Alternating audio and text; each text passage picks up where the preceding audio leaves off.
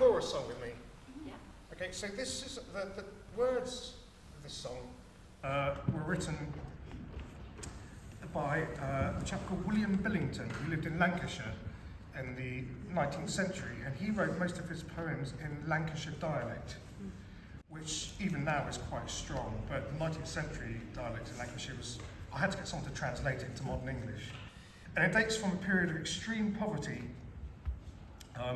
in the northwest of England, at the mills, the cotton mills of Lancashire and Greater Manchester, due to the American Civil War, because the shipments of raw cotton that came from the southern states were being blockaded and weren't making it over to this country where traditionally the raw wool had been milled and spun.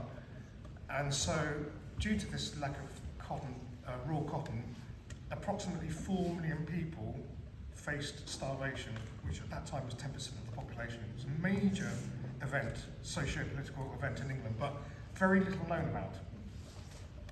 And at that time there was an explosion of working class literacy in industrial areas in particular in this country. So lots of working class Lancashire men and women wrote poems and various other bits of prose, and they got published in newspapers and journals at the time, including stuff in the Lancashire dialect.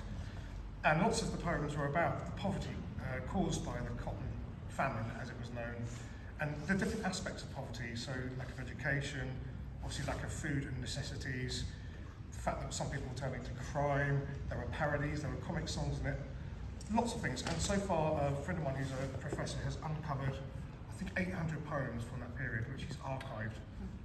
And as a part of that, his project, he engaged me and my band Faustus to set some of these poems to music, because most of them weren't. So this is one that I set to music by William Billington. And it's a song that very much is set in its time. There are a few archaic words. So in verse 4, I think it talks about a dun and a bum, which means debt collector and bailiff. But it's a song that, well, as well as being a snapshot of history, it's, I think, just as relevant now, considering what's going on in the world. The words of the chorus are, I would this war were ended, I would this war were ended.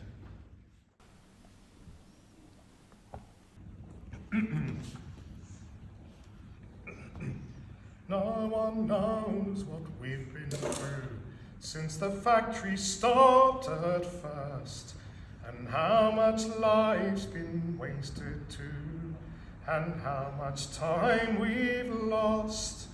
I try sometimes to reckon up, but counting could not mend it. When I sit down with naught to sup, I would this war were ended. I would this war were ended.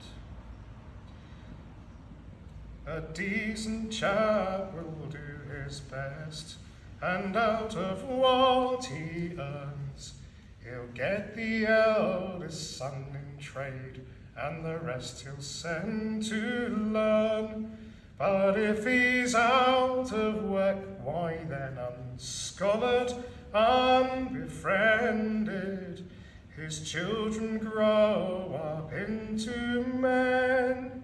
I would this war were ended. I would this war were ended.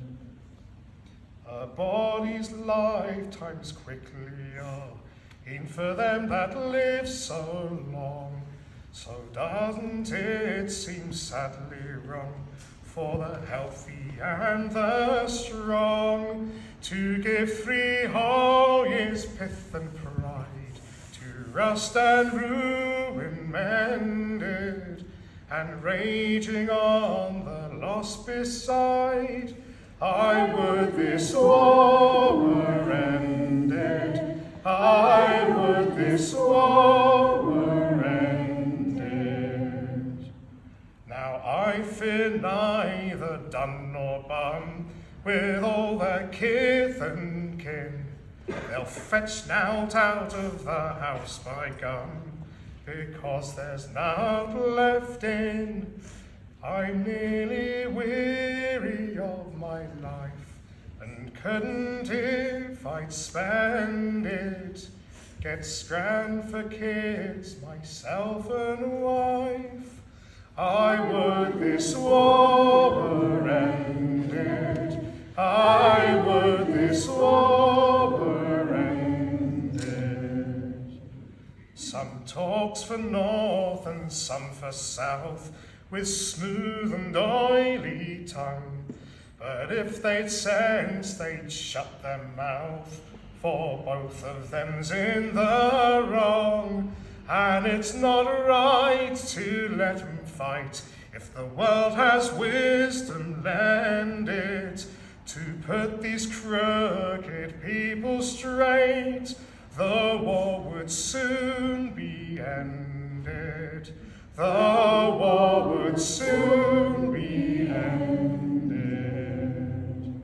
No one knows what we've been through since the factory stopped at first, and how much life's been wasted too, and how much time we've lost.